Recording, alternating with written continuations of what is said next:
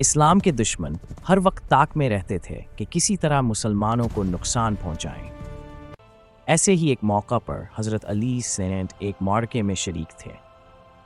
دشمن کا ایک مشہور پہلوان جو اپنی طاقت اور بہادری پر بہت ناز کرتا تھا میدان میں آیا۔ وہ چیخ چیخ کر کہنے لگا، ہے کوئی جو میرے مقابل آئے، میں آج علی کو بھی نہیں چھوڑوں گا۔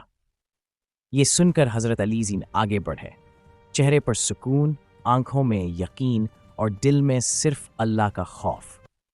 جنگ شروع ہوئی۔ چند ہی لمحوں میں حضرت علی زین نے دشمن کو زمین پر گرا دیا۔ تلوار اس کے سینے پر تھی، اب صرف ایک وار باقی تھا۔ اچانک وہ دشمن جو چند لمحے پہل تک غرور میں ڈوبا ہوا تھا، حضرت علی سامن کے چہرے پر تھوک دیتا ہے۔ یہ لمحہ بہت نازک تھا۔ ہر کوئی سمجھ رہا تھا کہ اب دشمن کی موت یقینی ہے، لیکن اچانک حضرت علی زین پیچھے ہٹ گئے، تلوار نیچے کر لی اور دشمن کو چھوڑ دیا۔ دشمن حیران رہ گیا، کانپتی آواز میں بولا، علی تم نے مجھے کیوں چھوڑ دیا؟ ابھی تو تم مجھے مار سکتے تھے۔ حضرت علی ویسے خائم نے بہت سکون سے جواب دیا، میں نے تم سے جنگ اللہ کے لیے لڑی تھی۔